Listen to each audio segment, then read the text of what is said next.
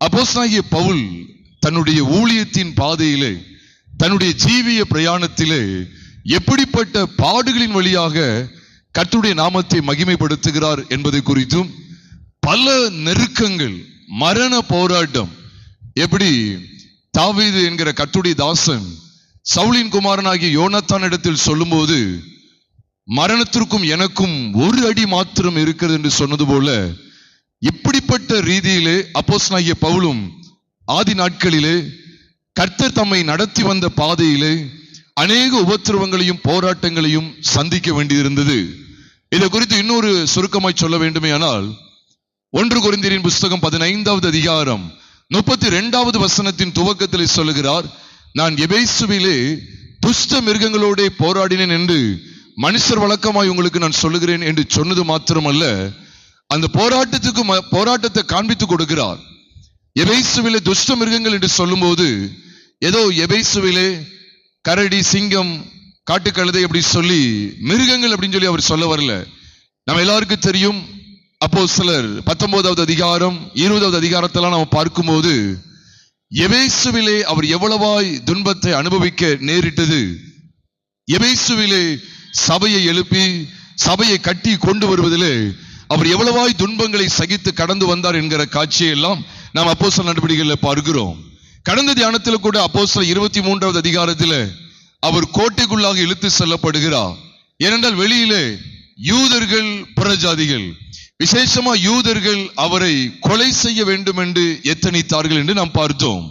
அப்போ நமக்கு தேவன் வெளிப்படையாய் சொல்லுகிற விஷயம் என்ன அப்படின்னு சொன்னா, மரணத்துக்கு ஏதுவான போராட்டம் கூட என்னது உண்டு அப்படிங்கிறத வேதம் நமக்கு காண்பிக்கிறது. மரணத்திற்கு ஏதுவான போராட்டம் உண்டு, மரணத்துக்கு ஏதுவான போராட்டம் உண்டு. நீ வேதத்துல வாசிக்கும் போது ஒரு உதாரணத்துக்கு சொல்லுகிறேனே, பிலிப்பியருக்கு எழுதப்பட்ட நிருபம், பிலிப்பியருக்கு எழுதப்பட்ட நிருபம் 2வது அதிகாரத்துக்கு நாம் வரும்போது, அங்கே ஒரு மனுஷன் மரணத்துக்கு ஏதுவாக வியாதிப்பட்டிருந்த ஒரு காட்சியை காண்பிக்கிறார். அப்ப தேவனுடைய வழியில வழிநடத்தப்பட்டவர்கள் மரணத்துக்கு ஏதுவாக கடந்து போவார்கள் கேட்டா, மரணத்தின் விளிம்புக்கு கூட கடந்து போவார்கள். ஆனால் கர்த்தர் அவர்களை பாதுகாப்பார் அப்படிங்கிற ஒரு பெரிய நிச்சயத்தை நான் வெளிப்படுத்தி காண்பிக்கிறார். பிலிப்பியர் 2வது அதிகாரம் 27வது வசனத்தை நான் உங்களுக்காக வாசிக்கிறேன். அவன் என்றால் எப்பாப்பிராதீத்துவை குறித்து சொல்றாரு. அவன் வியாதிப்பட்டு மரணத்திற்கு சமீபமாய் இருந்தது மெய்தான், ஆகிலும் தேவன் அவனுக்கு இறங்கினார். அவனுக்கு இறங்கினதும் அல்லாமல் துக்கத்தின் மேல் துக்கம் எனக்கு உண்டாகாதபடிக்கு எனக்கும் இறங்கினார் என்று அங்கு சொல்லுகிறார்.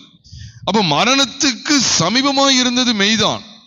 சில சூழ்நிலையில பரிசுத்தவான்களை மரணத்துக்கு சமீபமாயும் கொண்டு போறார், மரணத்துக்கு ஒப்பு கொடுக்கல, மரணத்துக்கு சமீபமாயும் கொண்டு போகிறார்.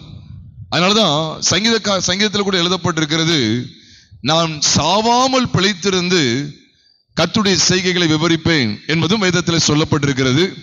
கர்த்தர் என்னை வெகுவாய் தண்டித்தும் சாவுக்கு என்னை ஒப்புக் கொடுக்கவில்லை என்பதையும் அங்கு வெளிப்படுத்துகிறார். ஆக கர்த்தர் சிட்சிக்கிற பகுதியாக இருந்தாலும் சரி, கர்த்தர் உபத்திரவங்களின் வழியாக நம்மை நடத்த சித்தம் கொள்ளுகிற காரியங்களாக இருந்தாலும் சரி, பாருங்க, மரணத்துக்கு நம்மை நீங்களாக்குகிறார். ஒரு உதாரணத்துக்கு, யோபுவை சோதிக்கிறதுக்கு சாத்தானுக்கு ஆண்டவர் ஒரு குறிப்பிட்ட எல்லை வரைக்கும் தான் இடம் கொடுத்திருந்தார். அப்படிதானே? அவன் ஜீவனை என்ன செய்யக்கூடாது, நீ தொடக்கூடாது. அவன் மற்றபடி அவனுக்கு எவ்வளவு நீ கொடுக்க முடியுமோ கொடுக்கலாம். ஆனா அவன் ஜீவனை எடுக்கிறதுக்கு அவர் என்ன செய்யல, அனுமதி கொடுக்கவே இல்லை. அதே போலதான் யோசேப்புடைய வாழ்க்கை, தாவீதுடைய வாழ்க்கை, ஆபிரகாமுடைய வாழ்க்கை, ஈசாக்கு மற்றும் யாக்கோபுடைய வாழ்க்கை என்று சொல்லி இப்படிப்பட்ட பரிசுத்தவானுடைய வாழ்க்கையை எல்லாம் நாம் திரும்பி பார்க்கும்போது, அவர்கள் கிட்டத்தட்ட மரணத்தின் விளிம்புக்கு கூட போயிருப்பாங்க. ஆனா அவர்கள் சாகாதபடிக்கு பிழைக்கும்படி கர்த்தர் செய்தார்.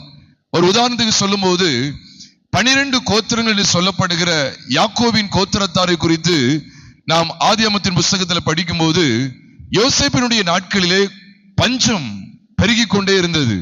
முதல் 7 வருஷங்கள் செழிப்புள்ள வருஷங்களாக, அதை தொடர்ந்து வரக்கூடிய 7 வருஷங்கள் பஞ்சமுள்ள வருஷங்களாக அறியப்பட்டிருந்தது என்கிற சத்தியங்கள் எல்லாம் நீங்களும் நானும் ஆதியாகமத்தின் புஸ்தகம் 41, 42 மற்றும் 43 ஆகிய அதிகாரங்களின் அடிப்படையில் வாசிக்க முடியும். அப்ப ஒட்டுமொத்த உலகத்திலேயும் இருக்கிற நாடுகளுக்கு பஞ்சம் உண்டாகிறது. அப்போ யாக்கோபு தன்னுடைய பிள்ளைகளை அனுப்பிவிடும் போது, முதல் முறை அனுப்பும் போது, இரண்டாவது முறை அனுப்பும் போதெல்லாம் பாருங்க, நாம் சாகாதபடிக்கு பிழைத்திருக்க வேண்டும், நாம் சாகக்கூடாது என்று சொன்னால் நம்ம என்ன செய்யணும், தானியம் வாங்கிட்டு வாங்க சொல்லும் போது தானியமும் கிடைக்கும்படிக்கு தேவன் அவர்களுக்கு அனுக்கிரகம் பாராட்டினார்.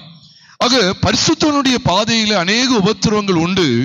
ஆனால் கர்த்தர் எல்லாவற்றினின்றும் அவர்களை விடுவித்து அவர்களை காப்பாற்ற அவர் போதுமானவராய் இருக்கிறார். ஆகவேதான் சங்கீதம் 34வது சங்கீதம் 19ஆம் வசனத்துல வாசிக்கும் போது, நீதிமானுக்கு வரும் துன்பங்கள் அநேகமாய் இருக்கும், கர்த்தர் அவை எல்லாவற்றினின்றும் அவனை விடுவிப்பார் அப்படிங்கிற சத்தியத்தையும் நீங்களும் நானும் வேதத்துல வாசிக்க முடியும். கர்த்தருடைய பரிசுத்த நாமம் மகிமைப்படுவதாக. அப்படிப்பட்ட பயணத்துல அப்போஸ்தலனாகிய பவுல் பாருங்க, அப்போஸ்தலர் 24வது அதிகாரத்திலையும் அங்கே சில மனிதர்களால் தேசாதிபதியினிடத்தில் குற்றம் சாட்டப்பட்டார், அநியாயமாய் குற்றம் சாட்டப்பட்டார். இப்போ அப்போஸ்தலர் 24வது அதிகாரத்தை நம்ம கவனிக்கும் போது முதலாம் வசனத்திலிருந்து பாருங்களேன். அப்போஸ்தலர் 24வது அதிகாரம் முதலாம் வசனத்திலிருந்து நாம் பார்க்கும்போது, 5 நாளைக்கு பின்பு பிரதான ஆசாரியனாகிய அனனியா மூப்பர்களோடும் தெர்த்துல்லு என்னும் ஒரு நியாய சாதுரியனோடும் கூட போனான். அவர்கள் பவுலுக்கு விரோதமாய் தேசாதிபதியினிடத்தில் பிராது பண்ணினார்கள். பிராது அப்படின்னா ஒரு குற்றச்சாட்டு அங்க வைக்கிறாங்க. என்ன குற்றச்சாட்டு? முதல்ல பேலிக்ஸ பிரியப்படுத்துறாங்க. பேலிக்ஸ் யாரு? தேசாதிபதி. பேலிக்ஸ் தேசாதிபதி. இப்போ யாரெல்லாம் வந்திருக்காங்க அப்படின்னு சொன்னா, முக்கியஸ்தர்கள் முக்கியமான மூப்பர்கள் ஸ்தானத்தில் இருக்கக்கூடியவங்க இப்ப என்ன செய்றாங்க, பவுலுக்கு விரோதமா குற்றச்சாட்டும்படி வந்திருக்கிறாங்க. பவுலுடைய வாழ்க்கையை பார்த்தீங்கன்னா, ஜனங்கள் மத்தியிலே ஆலோசனை சங்கத்துக்குள்ளே விசாரிக்கப்பட்டு கொண்டிருந்த மனுஷன், ஆலோசனை சங்கத்தார் அவனுக்கு எதிராக நிற்கக்கூடிய ஒரு சூழலுக்கு மத்தியில் நின்று கொண்டிருந்த அப்போஸ்தலனாகிய பவுல், இரண்டாவது சேனாபதிக்கு முன்பாக நிறுத்தப்பட்டார். அதைத் தொடர்ந்து தேசாதிபதிக்கு முன்பாக நிறுத்தப்படுகிறார். அதையும் தொடர்ந்து பார்த்தா இப்போ தேசாதிபதியை குறித்து இங்க நாம் பார்க்கிறோம், பேலிக்ஸை குறித்து, அதைத் தொடர்ந்து பெஸ்ஸுவை குறித்து படிக்க போகிறோம், அகிரிப்பா ராஜாவை குறித்து படிக்க போகிறோம். எப்படி அநேக அதிபதிகளுக்கு மத்தியில அப்போஸ்தலனாகிய பவுல் நிறுத்தப்பட வேண்டியது தேவனுடைய சித்தமாக இருந்தது. பெரிய பெரிய அதிகாரிகள், பெரிய பெரிய ஆலோசனை சங்கத்தாரில் இருந்த முக்கியமானவர்கள் மத்தியில அப்போஸ்தலனாகிய பவுல் நிறுத்தப்பட வேண்டியது இருந்தது. நம்ம முதல்ல ஒரு காரியத்தை மறந்துடக்கூடாது. அப்போஸ்தலர் 23வது அதிகாரம் 11ஆம் வசனத்தில் ஆண்டவர் சொல்லிவிட்டார். அப்போஸ்தலனாகிய பவுலை பார்த்து சொல்றார், பவுலே திடன்கொள், நீ என்னை குறித்து எருசலேமிலே சாட்சி கொடுத்தது போல ரோமாவிலும் என்ன செய்ய வேண்டும்? சாட்சி கொடுக்க வேண்டும். அக்காலத்துல ரோம சாம்ராஜ்யம் அந்த தேசத்துல காணப்பட்டிருந்தது. அப்போ ஆண்டவர் சாதாரண மனிதர்கள் முதற்கொண்டு உச்சக்கட்ட அதிபதிகள் வரைக்கும் அவருடைய தெய்வீக சத்தியங்களை அவர் எடுத்து கொண்டு போவதற்கு தம்முடைய தாசர்களை பயன்படுத்துகிறார் அப்படிங்கிற சத்தியத்தை நாம் அறிந்து கொள்ள வேண்டும். இரண்டாவது என்ன தெரியுமா, நம்ம உன்னிப்பா நம்ம வாழ்க்கைக்கு தகுந்த ஒரு படிப்பனையாய் பார்க்க வேண்டிய ஒரு அற்புதமான பாடம் என்ன தெரியுமா, அப்போஸ்தலனாகிய பவுலுடைய வாழ்க்கையில போராட்டங்கள் இருந்தது அப்படிங்கிற நிலையையும் தாண்டி தொடர் போராட்டங்கள் நிலவி வந்தது. அதுதான் படிக்க வேண்டியது இருக்கு. நம்ம ரொம்ப உன்னிப்பா கவனிச்சோம் அப்படின்னு சொன்னா, ஏதோ போராட்டம் வந்தது போச்சு அப்படிங்கிறது கிடையாது. போராட்டம் வந்துகிட்டே இருக்கு. என்றைக்கு அவருடைய கண்கள் திறக்கப்பட்டது அன்னையிலிருந்து போராட்டம் தான். நான் ஒரு உதாரணத்துக்கு சொல்றேன். அப்போஸ்தலர் 24 கையில வச்சுக்கங்க. அப்போஸ்தலர் 9வது அதிகாரத்துக்கு வாங்கலேன். அதுலதான் ஆண்டவர் அந்த அப்போஸ்தலனாகிய பவுலை, அதாவது தர்சு பட்டணத்தானாகிய சவுலை ஆண்டவர் தமஸ்குவுக்கு சமீபமாய் வரும்போது சந்திக்கிறார். இப்ப அப்போஸ்தலர் 9வது அதிகாரம் 23வது வசனத்தை நான் உங்களுக்காக வாசிக்கிறேன். அப்போஸ்தலர் 9:23, அநேக நாள் சென்ற பின்பு யூதர்கள் அவனை கொலை செய்யும்படி ஆலோசனை பண்ணினார்கள். பாருங்க, அதுக்கு முன்னாலதான் கண்கள் திறக்கப்பட்டு அந்த மனுஷன் ஞானஸ்நானம் பெற்று கர்த்தருக்காக அவன் ஓட ஆரம்பிக்கிறார். கர்த்தருக்காக பிரகாசிக்க எழும்பி நிற்கிறார். அந்த சமயத்திலேயே நம்ம பார்க்கிறோம், யூதர்கள் அவனை கொலை செய்யும்படி என்ன செய்றாங்க? ஆலோசனை பண்ணாங்க. அது மட்டுமல்ல, இரவும் பகலும். அதுக்கு அடுத்த வசனம் 24 வசனத்தை கவனிச்சீங்கன்னா, அவர்களுடைய யோசனை சவுலுக்கு தெரிய வந்தது, அவனை கொலை செய்யும்படி அவர்கள் இரவும் பகலும் கோட்டை வாசல்களை காத்து கொண்டிருந்தார்கள்.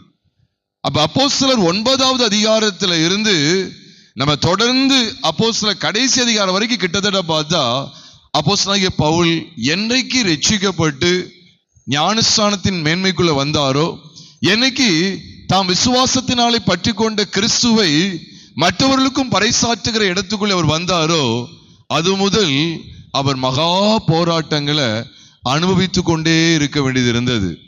அதனாலதான் நான் ஒரு பேர் சொன்னேன், தொடர் போராட்டம்.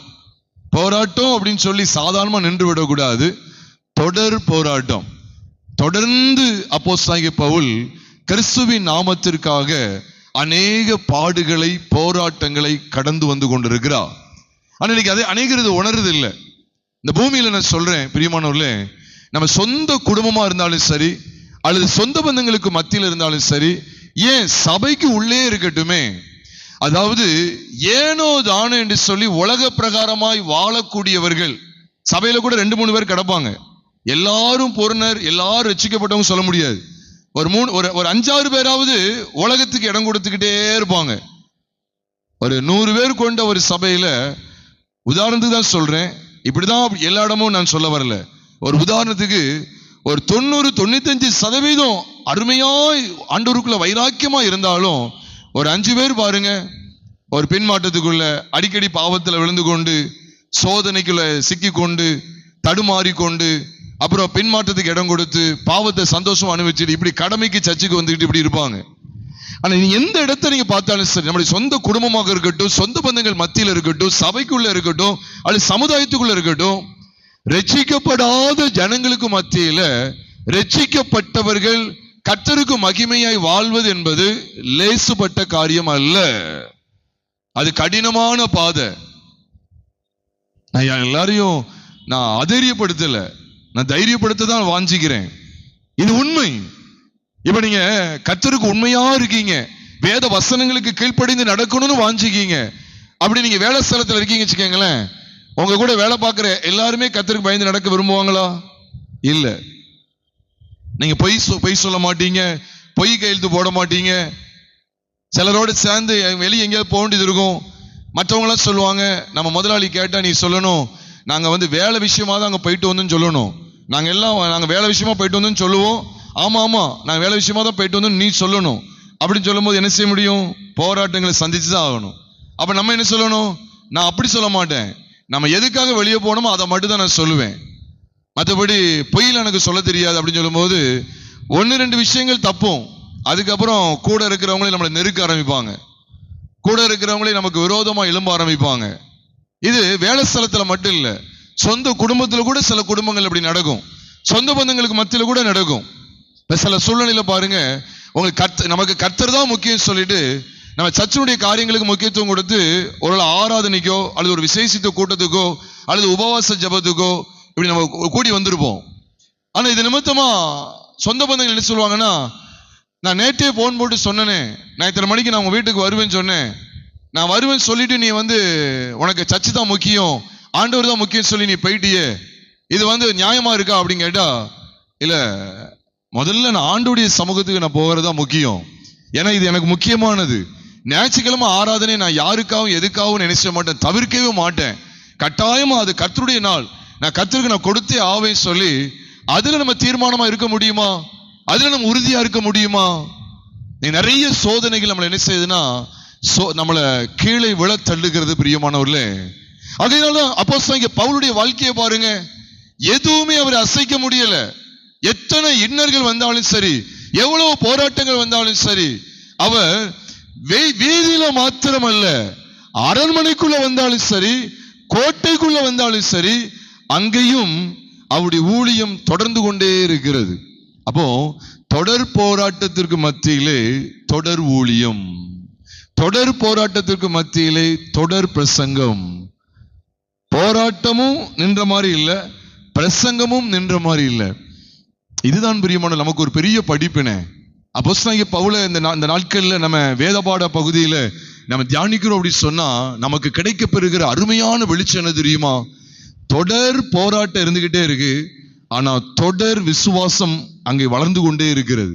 தொடர் போராட்டம், தொடர் விசுவாசம், தொடர் இன்னல்கள், தொடர் ஊழியங்கள், தொடர்ச்சியான போராட்டங்கள், தொடர்ச்சியான ஊழியங்கள். தொய்வே இல்லை, சோர்வு இல்லை, பலவீனம் இல்லை, பின்வாங்கி போகுதல் இல்லை, தடுமாற்றங்கள் இல்லை, தைரியம் வருகிறது.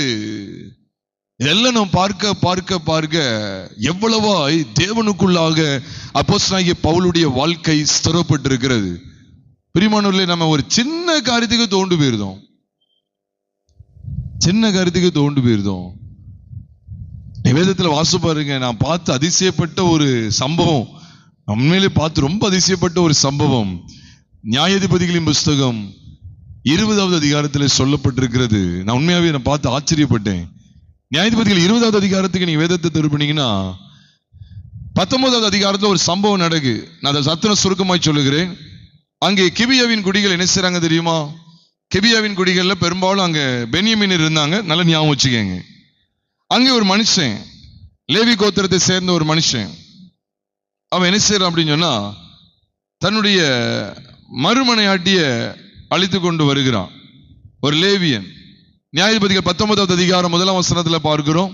ஒரு லேவியன் என்ன செய்யறான்? பெத்லகேம் ஊராளாகிய ஒரு ஸ்திரியை தனக்கு மறுமனையாட்டியாக்கி கொண்டிருந்தானா. அவன் மறுமனையாட்டியை கூட்டிட்டு வரும்போதுதான் வழியில ஒரு கிழவன் தன்னுடைய வீட்டுக்கு அழைத்து கொண்டு போகிறான். எல்லாருக்கும் தெரியும் கிபியாவில் இது நடக்கிறது. அப்ப அங்கே புத்தீனமான காரியத்தை செய்கிறவர்கள், அதாவது ஆண் ஆணோடு பெண் பெண்ணோடு அவலட்சணமான காரியங்களை செய்கிற இந்த ஓரினை சேர்க்கையாளர்கள் என்கிறதுக்கு அடையாளமா அங்கே ஆண என்ன செய்யறா அவலட்சணமா நடத்துகிற ஒரு சூழ்நிலை அங்க உண்டாகிறது.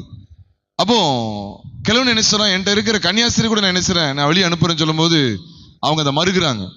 கடைசியா இந்த மனுஷன் லேவியன் என்ன செஞ்சா, தன்னுடைய மறுமனையாட்டியை வெளியே தள்ளிட்டு கதவு பூட்டிட்டான். அவளை விடியற்காலம் வரைக்கும் லட்சைக்கு உட்படுத்தி அவளை மானபங்கப்படுத்தினது போல அசிங்கப்படுத்தி விட்டார்கள். இவன் இந்த சமயத்துல மறுநாள் காலையில பார்த்து அவன் அப்படியே வந்து பாசப்படல படுத்து கிடக்கா. இவளை தன்னுடைய வாகனத்தின் மேல ஏற்றி என்ன செய்றான், தன் கழுதை மேல வைச்சு அவளை வீட்டுக்கு கொண்டு வந்து அவளை 12 துண்டாக வெட்டி 12 இஸ்ரவேல் கோத்திரங்களுக்கு அனுப்பிவிட்டான். எனக்கு நியாயம் வேணும்னு சொல்லி. அப்ப நியாயாதிபதிகளின் புஸ்தகம் 20வது அதிகாரத்துல பாக்குறோம். அப்போ கிபியாவின் குடிகளுக்கு பாடம் கற்பிக்க வேண்டும், அப்போ கிபியாவின் குடிகளுக்கு பாடம் கற்பிக்க வேண்டும் சொல்லி அவங்க வரும்போது இஸ்ரவேல் கோத்திரங்கள் வருகிறாங்க. அப்ப பென்யமீன் கோத்திரத்தார் என்ன செய்றாங்க, தவறு செய்தவர்களுக்கு துணையா நிக்கிறாங்க. இதெல்லாம் நீங்க வீட்டுல போய் தயவுசெய்து நீங்க வாசிச்சு பாருங்க. நியாயாதிபதிகள் 20வது அதிகாரத்தை நீங்க வாசிச்சு பார்க்கும்போது நிச்சயமா சொல்ற ஒரு பெரிய ஒரு மேலான வெளிச்சத்தை நீங்க கண்டுகொள்வீங்க. அப்போ இஸ்ரவேல் புத்திரர் என்ன செய்றாங்க தெரியுமா, மிஸ்பாவுக்கு போறாங்க. அந்த காலத்துல நியாயாதிபதிகளுடைய காலத்துல மிஸ்பாவுல தான் தேவ சமூகம் இருந்தது. சீலோவில தேவ சமூகம் இருக்கு, நான் இல்லைன்னு சொல்லல. ஆனா மிஸ்பாவுல தான் அதிகமா அவங்க ஜனங்கள் கூடி வருவாங்க. பலிகளை செலுத்துவதற்கும் தேவ சமூகத்துல விண்ணப்பம் பண்ணுவதற்கும் அவர்கள் மிஸ்பாவில கூடி வருவது அந்த காலத்தினுடைய நியாயாதிபதிகளுடைய காலத்தினுடைய வழக்கம். ஆகவேதான் 1 சாமுவேலின் புஸ்தகம் 7வது அதிகாரம் 9, 10, 11 ஆகிய 3 வசனங்களை வாசிக்கும் போது மிஸ்பாவிலே சாமுவேலுடைய நாட்கள்ல கூடி வந்து கர்த்தருக்கு பலிகளெல்லாம் செலுத்தி அவருடைய சமூகத்துல விண்ணப்பம் பண்ணி கொண்டிருந்தார்கள் சொல்லி வேதத்துல சொல்லப்பட்டிருக்கிறது. அவ இவங்களும் மிஸ்பாவுக்கு வந்து கர்த்தருடைய சமூகத்துல கூடி கர்த்தர்ட்ட விசாரிக்காங்க. ஆண்டவரே, இந்த யுத்தத்திற்கு நாங்க போறோம், எங்களை யார் முந்தி போகணும்னு சொல்லும் போது ஆண்டவர் சொல்றாரு 18ஆம் வசனத்துல, நியாயாதிபதிகள் 20:18 ஆண்டவர் தெளிவா ஆலோசனை கொடுக்கிறார், யூதா முந்தி போகட்டும் சொல்லி. இவங்களும் அதே மாதிரி அவருடைய இந்த வார்த்தையை கேட்டுட்டு அப்படியே கர்த்தருடைய வார்த்தையை நிறைவேற்றுன்னு சொல்லி அவங்களும் தொடர்ந்து யுத்தத்துக்கு போறாங்க. யுத்தத்துக்கு போனா 21ஆம் வசனத்துல பாக்குறோம், கிபியாவிலிருந்து பென்யமீன் புத்திரர் வந்து 22,000 பேரை வெட்டிட்டாங்க, தரையில விழும்படி சங்கரிச்சிட்டாங்க. 22,000 அப்படின்னா எத்தனை ஆயிரம்? 22,000 பேர். இவங்க யோசிச்சு பாருங்க, இவங்களை அனுப்புறது யார் தெரியுமா? கர்த்தர் தான் அனுப்புறாரு. இஸ்ரவேல் புத்திரர் அனுப்புறது கர்த்தர் தான் அனுப்புறாரு. பென்யமீன் புத்திரர் பாவத்துக்கு துணை செய்றாங்க. இப்போ கர்த்தர் யார் பக்கம் இருக்கிறாரு? பென்யமீன் புத்திரர் பக்கமா அல்லது இந்த இஸ்ரவேல் புத்திரர் பக்கமா? இஸ்ரவேல் புத்திரர் பக்கம் தான் கர்த்தர் இருக்கிறார். அப்ப இஸ்ரவேல் புத்திரர் தேவ சமூகத்துக்கு போய் கர்த்தரிடத்துல விசாரித்து யார் போகணும்னு சொல்லி அவங்ககிட்ட விசாரித்து கர்த்தரிடத்துல இருந்து உத்தரவு பெற்றுக்கொண்டு அவங்க பயணித்து போறாங்க. ஆனா அவங்களுடைய வாழ்க்கையில இழப்பை சந்திச்சாங்க. 22,000 பேரை இழந்து போனாங்க. பாருங்க, இது நம்முடைய வாழ்க்கையில எவ்வளவு பெரிய சவால் தெரியுமா? இப்ப அவங்களுக்கு என்ன தோணும்? நான் கர்த்தர்ட்ட ஜெபம் பண்ணேன், கர்த்தர்ட்ட விசாரிச்சு கர்த்தர் எங்களுக்கு நடத்தினபடி தானே நாங்க போனோம். அப்ப எங்களுக்கு ஏன் இந்த 22,000 பேரை நாங்க இழந்தோம்? நீ ஒருத்தர் இழந்துட்டாலே ஒப்பாரி வச்சிருவாங்க. 22,000 பேர் செத்துருக்காங்க. கற்பனை பண்ணி பாருங்க, 22,000 பேர் செத்துருக்காங்க. யார் போக சொன்னா? கர்த்தர் தானே போக சொன்னாரு. யூதா முந்தி போகட்டும். அவ கர்த்தர்ட்ட விசாரிச்சு, தேவனை வாஞ்சித்து, அவரிடத்தில் விசாரித்து காரியத்தை செய்த இவர்களுக்கு பயங்கரமான இழப்பு. பாருங்க, அதுக்கடுத்து என்ன செஞ்சாங்க தெரியுமா? 23ஆம் வசனத்துல பாருங்க. 23ஆம் வசனத்துல நீங்க 22ல இருந்தே பார்க்கணும். 22ஆம் வசனத்தை பாருங்க. இஸ்ரவேல் ஜனங்கள் தங்களை, சத்தமா சொல்லுங்க, திடப்படுத்தி கொண்டு. ஆங்கிலத்தில் சொல்லப்பட்டிருக்கு, they encouraged themselves. தங்களை என்ன செஞ்சாங்கன்னா உற்சாகப்படுத்துறாங்க. தங்களை திடப்படுத்தி கொண்டு. எதுக்காக திடப்படுத்தி கொண்டு? அதுக்கு முந்தின வசனத்துல தான் பார்க்கும், 22,000 பேர் மடிந்து போனாங்க. அவ எவ்வளவு பெரிய சோர்வுக்குள்ளாயிருப்பாங்க. ஆனாலும் அவங்க என்ன செய்யல, சோர்ந்து போகல. அப்படி சோர்ந்து போன மாதிரி வந்துச்சு. உடனே என்ன பண்ணிட்டாங்க தெரியுமா? அவங்க ஒருத்தர் என்ன செஞ்சாங்க? திடப்படுத்திக்கிட்டாங்க. சோர்ந்து போயிட வேண்டாம்ப்பா. திடப்படுத்தி நம்ம பாஷையில எப்படி நினைக்க, இந்த தோல்வியை கண்டு தோன்ற வேண்டாம், நம்ம இன்னும் எழும்பிடுவோம், நம்ம நிச்சயமா ஜெயிக்கலாம், நம்ம ஏன் இதை கண்டு துவங்கணும், தோண்டு போகணும், இல்ல தோண்டு போக வேண்டாம், கர்த்தர் நிச்சயமா நமக்கு ஜெயம் தருவா. அவங்கள தேவன் நடத்தின பாதையில சோர்ந்து போக மாட்டேங்காங்க, இன்னும் உற்சாகம் அடைகிறாங்க. தோல்விதான், போராட்டங்கள் தான், உற்சாகம் அடைகிறாங்க. இப்ப என்ன ஆறாங்க பாருங்க, திடப்படுத்திட்டு எங்க போறாங்கன்னா உடனே யுத்தம் செய்ய போகல, மீண்டும் கர்த்தருடைய சமூகத்துக்கு போறாங்க. 23ஆம் வசனத்துல பாக்குறோம், அவர்கள் போய் கர்த்தருடைய சந்நிதியில் சாயங்காலம் மட்டும் அழுது, அப்படியே காலையிலே போய் சாயங்காலம் வரைக்கும் அழுகுறாங்க. அழுது, எங்கள் சகோதராகிய பென்யமின் புத்திரருடைய திரும்பவும் யுத்தம் கலக்க போவோமா என்று கர்த்தரிடத்தில் விசாரித்தார்கள். அப்பொழுது கர்த்தர் என்ன சொல்றாரு? அவர்களுக்கு விரோதமாய் போங்கள் அப்படின்னு சொல்லிட்டாரு. சொன்னாரா சொல்லலையா? சொல்லிட்டார். உடனே இவங்க மறுநாள் 24ஆம் வசனத்துல பார்க்கும், மறுநாள் இஸ்ரவேல் புத்திரர் பென்யமின் புத்திரர்கிட்ட போறாங்க. ஏன்னா அங்க ஆண்டவர் நீதியான நியாய தீர்ப்பை செலுத்தணும். கிபியாவின் குடிகள் அருவருப்பான காரியத்தை செஞ்சுட்டாங்க, அதுக்கு தண்டனை கொடுக்கணும். கிபியாவின் குடிகள் என்கிட்ட ஒப்படைங்க அப்படின்னு கேட்காங்க. ஏன்னா அதுதான் தேவ நீதி. தவறு செய்தவர்களுக்கு அன்னைக்கு தண்டனை கொடுத்து அந்த ஒரு அருவருப்பை அந்த இடத்துல இருந்து அகற்றணும். அதுதான் தேவ நீதி. தேவ நீதி நிலைநாட்டுவது. ஆனா அதுக்கு பென்யமின் புத்திரர் இடம் கொடுக்க மாட்டேன்னு எதுக்குறாங்க. அப்ப அது யாருக்கு எதிராக நிக்கிறது தெரியுமா? கர்த்தருக்கு எதிராக நிக்கிறது. அது துன்மார்க்கனுக்கு இவன் துணை போறான். வேதத்துல பாக்குற சங்கீதம் 50வது சங்கீதம் 17ஆம் வசனத்தை வாசிங்கன்னா, நீ திருடனை காணும் போது அவனோடு ஒருமித்து போகிறாய், விபச்சாரக்காரரோடு உனக்கு பங்குண்டு அங்கே எழுதப்பட்டிருக்கு. அப்ப திருடனை காணும் போது இவன் ஒருமித்து போறான். இப்ப 20ஆம் அதிகாரத்தை தொடர்ந்து பாருங்க. இவங்க கர்த்தர்ட்ட போய் கேட்காங்க, சாயங்காலம் வரைக்கும் அழுகுறாங்க.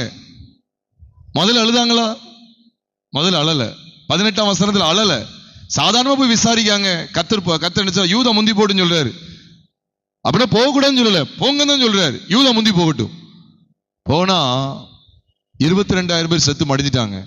சோர்வுதான், ஆனா திடப்படுத்திக்கிட்டாங்க. திடப்படுத்திட்டு மறுபடியும் தேவ சமூகத்துல வந்து சாயங்காலம் வரைக்கும் அழுகுறாங்க. அழுது அழுது அழுது இப்ப ஆண்டவர்கிட்ட கேட்காங்க, நான் போகலாமா கேட்காங்க. அப்ப ஆண்டவர் சொல்லிட்டாரு, போங்க அப்படின்னு சொல்லிட்டாரு. மறுநாள் அவங்க வரும்போது 25ஆம் வசனத்தை பாருங்க. 25வது வசனம், பென்யமின் கோத்திரத்தாரும் அந்நாளிலே கிபியாவில் இருந்து அவர்களுக்கு எதிராக புறப்பட்டு வந்து, பின்னும் வார்த்தையை பாருங்க, பின்னும் இஸ்ரவேல் புத்திரரில் பட்டயம் உருவுகிற 18,000 பேரை தரையில விழும்படி, முதல்ல அடி கொடுத்தவங்களாவது சாதாரண சேவகர்கள். இப்ப சாகுறவங்க எதை உருவுறவங்க? பட்டயத்தை உருவி யுத்தம் பண்ணக்கூடியவர்கள். எத்தனை பேர் இறந்து போனாங்களா? அதுல 18,000 பேர் கீழே மடிஞ்சு விழுந்துட்டாங்க. 18,000 எத்தனை தெரியுமா? 18,000. தமிழ்ல அப்படி போட்டிருக்காங்க. 18,000 என்ன அர்த்தம்? ஆமா, 8,000 அப்படின்னாலும் 8,000, 7,000, 8,000, அதை 8,000 சொல்லுவாங்க. அதாவது 18,000 சொன்னா 18,000, முதல்ல 22,000, இப்ப 18,000, மொத்தம் எவ்வளவு ஆச்சு? மொத்தம் எவ்வளவு ஆச்சு? முதல்ல 22,000 பேர் செத்து விழுறாங்க, இப்ப அடுத்து 18,000 பேர் செத்து விழுறாங்க. அப்ப மொத்தம் எவ்வளவு ஆச்சு? 4,000மா? 40,000 பேர்.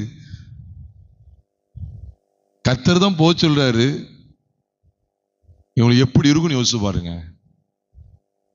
பிரியமானவர்களே, தொடர் வீழ்ச்சி, ஆனா துவண்டு போகாத இருதயம். எவ்வளவு பாடுகளுக்கு மத்தியில, எவ்வளவு உபத்திரவங்களை சகித்து, எவ்வளவோ நஷ்டங்கள் இழப்புகளுக்கு மத்தியில அவன் கடந்து போய்கிட்டே இருக்காங்க. அவ்வளவு இழப்புகளுக்கு மத்தியிலையும் அவங்க சோர்ந்து போகாமல் தங்களை திடப்படுத்தி கொண்டாங்க. நீங்க பைபிளை வாசிச்சு பாருங்க. அவங்க மறுபடியும் எங்க வந்தாங்க தெரியுமா? 26ஆம் வசனத்தை பாருங்க.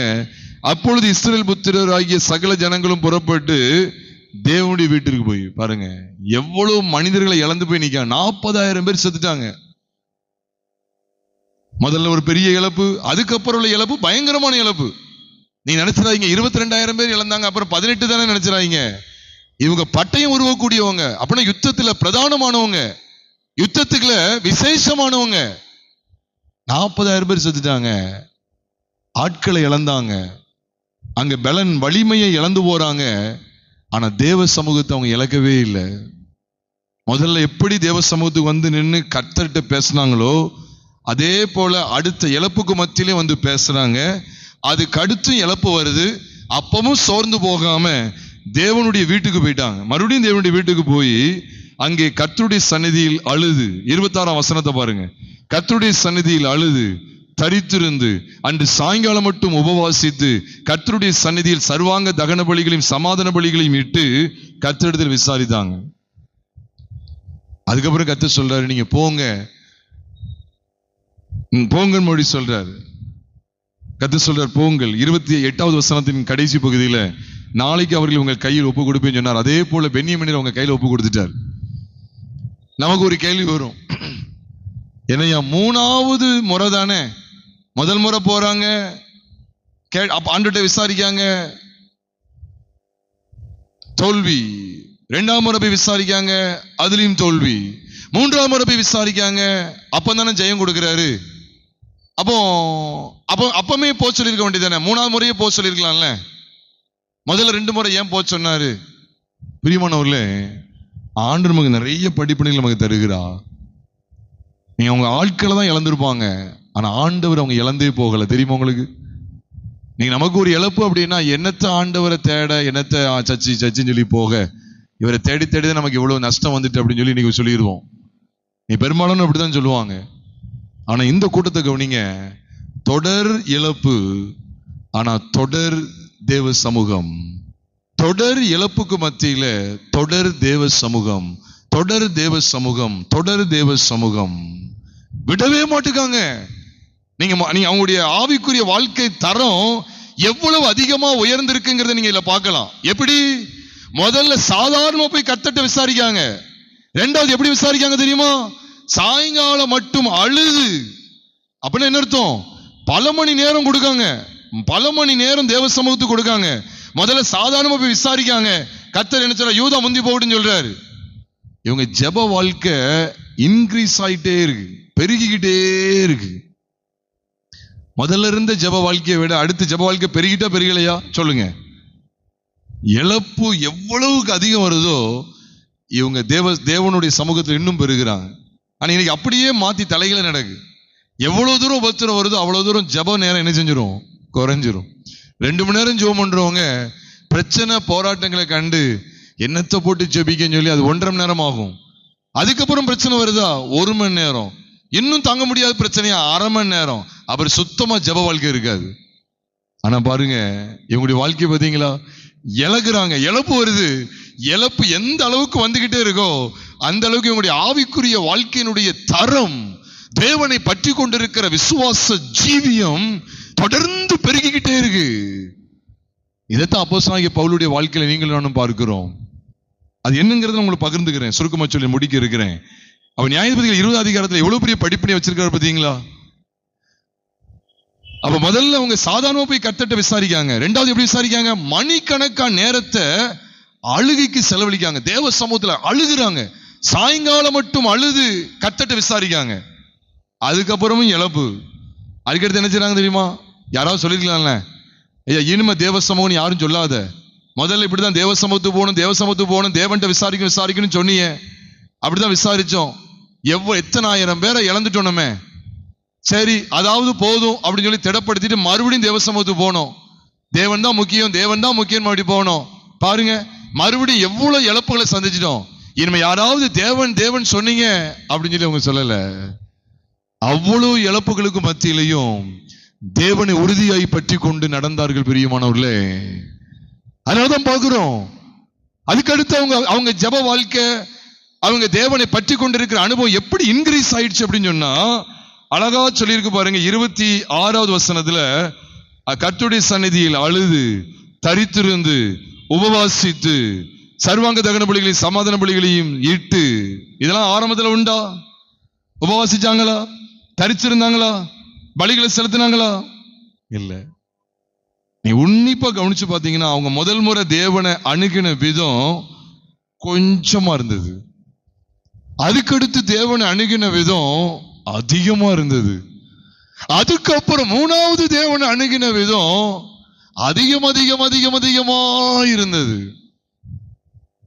என்ன, ஜெயத்து மேல ஜெயம் எடுக்கும் போதா?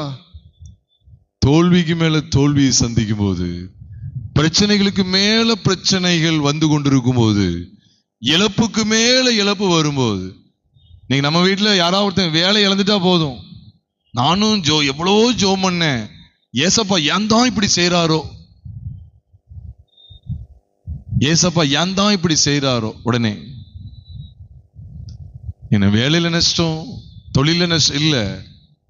அதான் ஆபகுக்கு கண்டுகொண்டா, அத்திமரம் துளிர் விடாமல் போனாலும், திராட்சை செடி பலன் கொடாமல் போனாலும், ஒலிவ மரம் பலனற்று போனாலும், வயல்களிலே தானியம் இல்லாமல் போனாலும், தொழுவத்திலே மாடு இல்லாமல் போனாலும், கிடையிலே மந்தை முதலற்று போனாலும், நான் கர்த்தருக்குள் மகிழ்ச்சியா இருப்பேன், என் ரட்சிப்பின் தேவனுக்குள் களி கூறுவேன். ஆண்டவர் ஆகிய கர்த்தர் என் பலன், அவர் என் கால்களை மான் கால்களை போலாக்கி உயரமான ஸ்தலங்களில் என்னை நடக்க பண்ணுவார் என்று சொல்லி ஆபகுக்கு 3வது அதிகாரம் 17, 18, 19 ஆகிய 3 வசனங்களில் சொல்லுகிறது தான் உங்களோடு நான் பகிர்ந்து கொள்ளுகிறேன். பிரியமானவர்களே, எந்த அளவுக்கு தேவனோடு நடந்தாங்க. அத்திமரம், திராட்சை செடி, ஒலிவ மரம், வயல்ல உள்ள பலன், தொழுவம், கிடை எல்லாம் பலன் இழந்தாலும் சரி, நான் தேவனை இழக்க மாட்டேங்கிறதுல உறுதியா நின்றிருந்தாங்க பிரியமானவர்களே. அதனாலதான் யோபு குறித்து படிக்கிறோம். யோபு 1 அதிகாரத்துல பார்க்கிறோம், அவனுக்கு உண்டான எல்லா ஆசைகளையும் பிள்ளைகளையும் இழந்து போனா. 2வது அதிகாரத்துல தன்னுடைய சொந்த சரீரத்தினுடைய சுகத்தை எல்லாம் இழக்கிறார். கிட்டத்தட்ட ஏன் சொந்த சரீரத்தின் சுகம் மட்டும் இல்ல, சொந்த சரீரத்தையே இழந்துட்டாரு. யாரோ மனைவி சொந்த சரீரத்தை இழந்த மாதிரி சொந்த சரீரத்தையே இழந்துட்டாரு. மனைவி சொல்றாங்க, நீர் இன்னும் உம்முடைய உத்தமத்தில் உறுதியா நிற்கிறீரோ, தேவனை தூஷித்து ஜீவனை விடு என்று சொல்லும் போது அவர் எவ்வளவாய் உறுதியா நின்றார் பார்த்தீங்களா? தேவனுக்குள் எவ்வளவு உறுதியா இருந்தார் பார்த்தீங்களா? தேவனுடைய கையில் இருந்த நன்மையை பெற்ற நாம் தீமையும் பெற வேண்டாம் சொல்லி, அப்படின்னு அர்த்தம் எவ்வளவு பாடுகளை அனுபவிக்கவும் நம்ம ஆயத்தமா இருக்கணும் அப்படிங்கறத அவர் வெளிப்படுத்துகிறது பிரியமானவர்களே. அப்போ அப்போஸ்தலனாகிய பவுலும் எவ்வளவு இன்னல்கள் பாருங்க. மக்கள் மத்தியில கடந்தவர், சேனாபதிக்கு முன்னால நிறுத்தப்படுகிறார். அதுக்கப்புறம் தேசாதிபதியாகிய பேலிக்ஸுக்கு முன்பாக நிறுத்தப்படுகிறார். இப்ப பேலிக்ஸ் இடத்துக்கு இவர் வருகிறத நான் பார்க்கும்போது, நான் இதை சுருக்கமா சொல்லி நான் முடிக்க வாஞ்சிக்கிறேன். இந்த அப்போஸ்தலர் 24வது அதிகாரத்தை கொஞ்சம் நல்ல உன்னிப்பா கவனிங்க. இப்ப இவங்க என்ன செஞ்சாங்க தெரியுமா? அப்போஸ்தலர் பவுலுக்கு விரோதமா குற்றச்சாட்டை தொடங்குறாங்க. ஆனா குற்றச்சாட்டுக்கு முன்னால முதல்ல யார ஐஸ் வைக்காங்க, பிரியப்படுத்துறாங்க அப்படின்னு சொன்னா, பேலிக்ஸை குறித்து ரொம்ப மரியாதையா பேசுறாங்க. பேலிக்ஸ்னால நாங்க என்ன செய்யறோம், ஆதரிக்கப்படுறோம், மற்ற ஜனங்களுக்கும் என்னது ஆதரிக்கப்படுறாங்க, தேசத்தாருக்கு சிறந்த நன்மைகள் கிடைக்கும் அப்படின்னு சொல்லி அவரை குளிர்விக்கும்படி பேசி, அதுக்கப்புறம் அப்போஸ்தலனாகிய பவுல் மேல குற்றச்சாட்டு வைக்கிறாங்க. இன்னைக்கும் கூட இப்படிதான் நடக்கும். என்னன்னா, நமக்கு எதிராக செயல்படுறவங்க நினைச்சுவாங்க அப்படின்னா, நம்மளை ஏதாவது ஒரு விஷயத்துல மாட்டி விடுறதுக்கு யார்கிட்ட மாட்டியோட நினைக்காங்களோ அவங்கள உயர்த்தி பேசி நம்மளை தரக்குறைவா பேசுகிறது இந்த சமுதாயத்தினுடைய வழக்கம். பிரியமானவர்களே, சத்துருவானவன் நம்மள இதுக்கு பின்னாலே சத்துருதான் கிரியை செய்யறான். சத்துருவானவன் எப்படிப்பட்ட சூழ்ச்சியோடு நயவஞ்சகத்தோடு நமக்கு விரோதமா எழும்பினாலும் கர்த்தர் நமக்கு ஆதரவா இருப்பாருங்கிறத மறந்துடாதீங்க. அதனாலதான் ஏசாயா 59வது அதிகாரம் 19ஆம் வசனம் சொல்லுகிறது. ஏசாயா 59:19 சொல்லுகிறது. அதோடைய பின்பகுதியிலே, சத்துரு வெள்ளம் போல் வரும்போது கர்த்தருடைய ஆவியானவர் அவனுக்கு விரோதமா என்ன செய்வாராம்? கொடியேற்றுவார் அப்படின்னு சொல்லி சொல்றார். இந்த கொடியேற்றுறது அப்படின்னு சொன்னாலே ஜெயத்தை குறிக்கும். பிரியமானவர்களே, அவன் சத்துரு வெள்ளம் போல நமக்கு எதிராக வந்தாலும் கர்த்தருடைய ஆவியானவர் அவனுக்கு விரோதமாய் கொடியேற்றுவா. இங்கேயும் கூட அப்போஸ்தலனாகிய பவுல குற்றச்சாட்டு முகாந்தரமா ஒரு பெரும் கூட்டம் அங்க எழும்பி நிக்கி, இப்படிப்பட்ட சமயத்துல பவுல் பேசும்படி தேசாதிபதியாகிய பேலிக்ஸ் சைகை காட்டுறார். நீ பேசு அப்படின்னு சொல்லும் போது அவர் ஒரே ஒரு விஷயத்தை மட்டும் தான் சொன்னார். நல்ல கவனிங்க, இந்த ஒரே ஒரு விஷயத்துக்காக தான் அங்க நான் என்ன செய்றேன், குற்றம் சாட்டப்படுறேனே ஒழிய வேற எதுவுமே கிடையாதுன்னு சொல்லி சொன்னார். இது எதை காண்பிக்க அப்படின்னு சொன்னா, அப்போஸ்தலனாகிய பவுலுடைய ஒட்டுமொத்த ஊழியமே இப்படிப்பட்ட மகா மேன்மையான வார்த்தைகள் அடங்கி இருக்கிறது. அப்படி என்னதான் திரும்ப திரும்ப எதைத்தான் அழுத்தம் கொடுத்தார் என்று சொன்னால் அதை நீங்க கவனிக்கலாம். அதாவது நான் உங்களுக்காக அதை வாசிக்கிறேன். 10வது வசனத்திலிருந்து இப்ப பவுல் பேச ஆரம்பிக்கிறார். அவர் சொல்லும்போது அவர் ஒரே ஒரு காரியத்தை மட்டும்தான் அவர் சொல்றார். அதாவது 12ஆம் வசனத்தை பார்க்கும்போது, நான் யார்ட்டையும் தர்க்கம் பண்ணலன்னு சொல்லிட்டார், கலகமும் எழுப்பல. 14ஆம் வசனத்துல அவர் சொல்றார், இவங்க விசுவாசிக்கிறது போலதான் நானும் விசுவாசித்து. 15ஆம் வசனத்தையும் 16ஆம் வசனத்தையும் கொஞ்சம் கவனிங்க. நீதிமான்களும் அநீதிமான்களும் ஆகிய மரித்தோர் உயிர் தெழுந்திருப்பது உண்டென்று இவர்கள் தேவனிடத்தில் நம்பிக்கை கொண்டிருக்கிறது போல நானும் நம்பிக்கை கொண்டிருக்கிறேன். இதனால் நான் தேவனுக்கும் மனுஷருக்கும் முன்பாக எப்பொழுதும் குற்றமற்ற மனசாட்சியை உடையவனாய் இருக்க பிரயாசப்படுகிறேன் என்று இங்க சொல்லுகிறார். அப்போ 21ஆம் வசனத்தையும் கவனிச்சிருங்க. 21ஆம் வசனத்தை கவனிச்சிருங்க. நான் அவர்களுக்குள்ளே நின்றபோது மரித்தோர் உயிர் தெழுந்திருப்பதை குறித்து இன்று உங்களாலே நியாயம் தீர்க்கப்படுகிறேன் என்று நான் சொன்ன ஒரு சொல்லி நிமித்தமே அன்றி வேறு ஒன்றி நிமித்தமும் குற்றம் காணப்படவில்லை என்றான். அப்போ அப்போஸ்தலனாகிய பவுல் தேசாதிபதியிடத்தில் சொன்ன விதத்தை நாம் பார்க்கும்போது, தேசாதிபதியும் ஜனங்களுக்கு விவரித்து காண்பிக்கக்கூடிய அனுபவத்தை நாம் பார்க்கும்போது ஒன்றே ஒன்றுதான், நீதிமான்களுக்கும் அநீதிமான்களுக்கும் மரித்தோர் உயிர்த்தெழுதல் உண்டு அப்படிங்கிற இந்த ஒரு விஷயத்தை தவிர்த்து வேற எவ்விதத்திலும் அப்போஸ்தலனாகிய பவுலிடத்துல எந்த குற்றமும் கிடையாது. இதை ஒண்ணுதான் குற்றமா வைக்கிறாங்க. ஏன்னா அந்த நாட்கள்ல மனுஷருக்குள்ள இப்படிப்பட்ட ஒரு நிர்விசார போக்கு இருந்துச்சு. புசிப்போம் குடிப்போம் நாளைக்கு சாவோம் என்று சொல்லி நிர்விசாரமான வாழ்க்கையை வாழ்ந்து கொண்டிருந்தார்கள். உலகமே சதம் என்று சொல்லி உலகத்துக்கு ஒத்த வேஷம் தரித்து கொண்டு வாழ்ந்து வந்தார்கள். அப்போஸ்தலனாகிய பவுல் 1 கொரிந்தியர் 15வது அதிகாரத்திலே 32வது வசனத்தின் பின்பகுதியிலிருந்து சொல்லுகிறார், மரித்தோர் எழுந்திராவிட்டால் புசிப்போம் குடிப்போம் நாளைக்கு சாவோம் என்று சொல்லலாமே, அப்படி சொல்லக்கூடாதுன்னு சொல்லிட்டு தான் மோசம்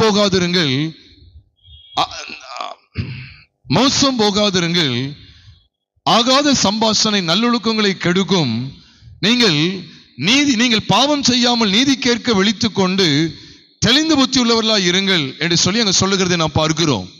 ஆக எதுக்காக நீங்கள் பாவம் செய்யாமல் தெளிந்த புத்தி உள்ளவர்களாய் இருக்கணும் சொல்லுகிறார் என்று சொன்னால், ஆகாத சம்பாஷணை ஒண்ணு இருக்கு. அது என்ன அப்படின்னா, மரித்தோரின் உயிர்த்தெழுதல் கிடையாது அப்படின்னு சொல்லி கொரிந்தி சபைக்கு அன்னைக்கு ஒரு நூதனமான உபதேசம் கடந்து வந்தது. கொரிந்தி சபைக்குள்ளே நூதனமான உபதேசம் இருந்தது. அது என்ன தெரியுமா? மரித்தோரின் உயிர்த்தெழுதல் இல்லை என்று சொல்லி, மரித்தோரின் உயிர்த்தெழுதல் கிடையாது, மரித்தவங்களை உயிரோடு எழும்ப மாட்டாங்கன்னு சொல்லி சதுசேயருடைய உபதேசம் அதுக்குள்ளே காணப்பட்டது. சதுசேயருடைய புளித்தமா அங்க காணப்பட்டிருந்தது. ஆனா அப்போஸ்தலனாகிய பவுல் இதெல்லாம் கண்டிக்கிறார். பிரியமானவர்களே, கிறிஸ்தவ வாழ்க்கையில நான் இதை மட்டும் சொல்லி இதோட நான் முடிக்கிறேன். கிறிஸ்தவ வாழ்க்கையில மரித்தோரின் உயிர்த்தெழுதல் உண்டு. இல்லைன்னா நம்ம எப்படி வாழ்வோம் தெரியுமா? இந்த உலகத்துல வாழ்ற வரைக்கும் தானே, இந்த உலகத்தை எவ்வளவு இன்பமா அனுபவிக்கிறோமோ எல்லாத்தையும் அனுபவிச்சுட்டு ஒரு நாள் வரும்போது மரிச்சு நம்ம மண்ணோடு மண்ணா போயிடலாம், அப்படி நம்ம வாழ முடியாது பிரியமானவர்களே. உலகமே சதம் என்று நாம் வாழக்கூடாது.